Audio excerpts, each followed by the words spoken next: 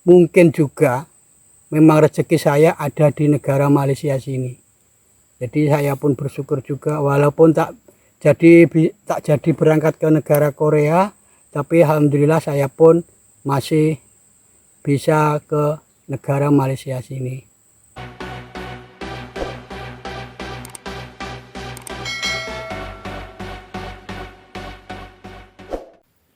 Hai, assalamualaikum warahmatullahi wabarakatuh. Selamat berjumpa kembali dengan Rizky Channel. Sebelum video ini saya mulai, macam mana kabar sahabat-sahabat semua? Semoga semua sehat-sehat selalu, dimurahkan rezeki, dimudahkan dalam segala hal urusan oleh Allah Subhanahu wa Ta'ala. Dan saya ucapkan terima kasih juga kepada kawan-kawan semua yang sudah menonton video saya. Mudah-mudahan Allah membalas kebaikan kawan-kawan semua. Oke kawan-kawan, di kesempatan hari ini saya akan membagikan video tentang perjalanan saya mau pergi ke luar negeri untuk bekerja menjadi TKI. Sebelum saya pergi ke negara Malaysia ini, tujuan saya utama adalah Korea dulu, Korea Selatan. Jadi sebelum saya masuk ke negara Malaysia sini, saya dulu sudah mendaftarkan diri untuk menjadi TKI di negara Korea Selatan. Itu di tahun 2012. Itu pun saya bukan ikut agen, tapi saya ikut pihak BNP 2 TKI zaman waktu dulu nama dia kan. Jadi bukan macam sekarang. Kalau sekarang nama dia yang mengurusi tenaga kerja itu apa nama aku lupa, tapi kalau yang dulu nama dia BNP 2 TKI macam itu. Jadi prosedurnya dulu kalau mau pergi ke luar negeri ke Korea Selatan diharuskan bisa berbahasa Korea. Jadi pihak pemerintah menganjurkan bagi semua calon TKI harus bersekolah dulu atau harus belajar bahasa Korea. Kalau sudah sekolah nanti 2 bulan itu harus ujian. Jadi dulu prosedurnya macam ini kawan, kita sekolah dulu. Rata-rata dulu 2 bulan lah sekolah itu, 2 bulan. Selepas itu berhenti, tunggu antrian nomor untuk ujian. Nanti kalau sudah dapat nomor ujian, selepas itu masuk sekolah lagi 1 bulan lagi. Itu namanya pemantapan. Pemantapan itu intinya untuk mengulang lagi pelajaran yang sudah diajarkan oleh guru bahasa Korea, supaya nanti waktu ujian itu kita tidak lupa. Dan soal ujian itu kalau tak silap saya itu hari ada 50 soal ujian. Yang 25 itu mendengarkan, yang 25 itu langsung menulis atau membaca dekat teks macam itu. Jadi ke Korea Selatan itu mulai tahun 2010 kalau tak salah lah saya, kalau tak silap lah. Itu kan sudah ada aturan baru. Setiap bagi calon TKI tenaga kerja Indonesia yang mau pergi ke Korea Selatan diharuskan bisa bahasa Korea.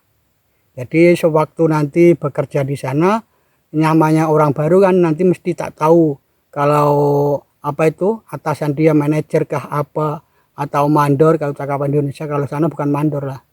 Itu kan harus bisa bahasa Korea. Jadi bisa adaptasi macam itu.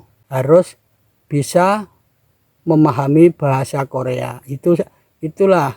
Jadi di Indonesia mulai tahun 2010 diadakan sistem G2G. Jadi untuk calon TKI yang mau pergi ke Korea harus sekolah, harus belajar bahasa Korea. Nanti selepas sekolah memahami bahasa diadakan ujian. Itu pun waktu ujian itu yang datang pun pihak HRD Korea kawan-kawan. Jadi bukan orang Indonesia yang menjaga waktu ujian itu. Ya macam kita ujian dekat sekolah itu sama. Itu hari saya ujian dekat Unitomo sana Surabaya. Jadi jarak dia ambil nomor antrian untuk bangku nomor urut ujian sama hari ujian itu kalau tak silap itu selang 1 bulan dulu. 1 bulan berapa hari macam itulah. Selepas ambil nomor di Surabaya, balik lagi. Lepas itu pemantapan habis langsung ujian. Dan alhamdulillah saya pun ujian itu hari lulus. Selepas lulus, pihak BNP 2 TKI menganjurkan supaya calon yang TKI yang lulus dalam ujian tes bahasa Korea itu harus mengumpulkan berkas semua macam KTP, KK, sertifikat bahasa Korea, kalau di sini sijil ya nama dia lah. Nah, itu dikumpulkan semua. Lepas itu dikirim ke negara Korea. Itu untuk melamar pekerjaan di sana. Jadi menurut apa yang kita ikutilah. Kalau kita ikut tujuan bekerja di perikanan ya ikut perikanan. Kalau kita ikut pabrik ya pabrik, ikut bangunan ya bangunan, macam itu dulu. Jadi semua berkas kasih kumpul jadi satu, dikirim ke Korea sana. Nah, ya namanya saya mungkin nasib kurang baik, jadi pun saya pun tak jadi berangkat ke Korea. Saya tunggu bukannya sebentar kawan-kawan, lama saya tunggu sampai 3 tahun, sampai sertifikat saya tuh mati, hangus. Pasal apa, sertifikat umur dia hanya 2 tahun. Selepas itu diperbaharui lagi 1 tahun, jadi 3 tahun. Selepas itu sudah tak boleh digunakan lagi. Ya mungkin nasib memang kurang baik bagi saya, jadi tidak beruntung. Mungkin juga rezeki saya bukan di negara Korea Selatan. Sebetulnya kalau kasus-kasus yang sudah itu, kalau sudah ikut program G2G itu, yang penting sudah sekolah, ujian dan lulus.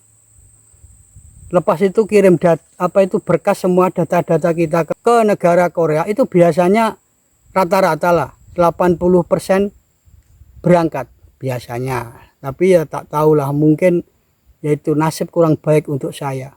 Itu tim sama-sama saya yang sudah lulus itu, kalau tak silap satu sekolahan itu 15 orang yang tak berangkat. Yang perempuannya 12, yang laki-laki 3, termasuk saya. Semua berangkat.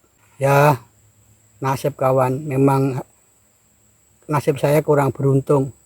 Mungkin juga memang rezeki saya ada di negara Malaysia sini.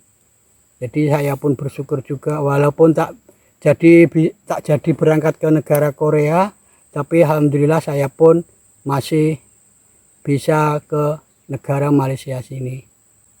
Jadi kalau saya mau pergi ke negara Korea tak berangkat-berangkat, saya pun bingung macam mana. Uang sudah keluar, kita tunggu sudah lama. Bukannya menunggu 1 bulan, 2 bulan, bukan. Saya menunggu sampai 3 tahun. Jadi tak berangkat, saya pun bingung lah. Jadi saya memutuskan untuk pergi ke negara Malaysia sini. Jadi itulah kawan, kisah perjalanan saya mau pergi ke luar negeri mencari pekerjaan kawan-kawan.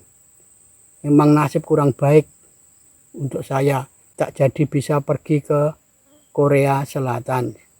Daripada saya bingung di rumah, saya memutuskan untuk pergi ke Malaysia sini, ke negara Malaysia sini. Kebetulan saudara saya pun ada di negara sini, jadi dia diarahkan untuk saya masuk ke negara sini.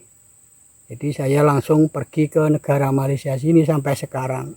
Alhamdulillah, ya saya sudah sampai di sini, bekerja di sini dan mendapat rezeki di negara Malaysia sini. Jadi mungkin ya memang takdir saya, memang rezeki saya ada di negara Malaysia sini.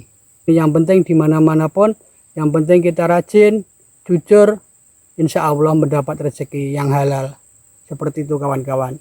Dan saran saya bagi kawan-kawan yang mau pergi ke luar negeri, carilah, kalau mau ikut PC, carilah PT yang betul-betul boleh dipercaya. Kalau ikut agen, carilah agen yang betul-betul dipercaya. Jadi tidak menipu uang kita. Dan sekian dulu kawan-kawan video dari saya Semoga bermanfaat. Saya Rizky Channel, selamat berjumpa kembali di video selanjutnya. Assalamualaikum warahmatullahi wabarakatuh.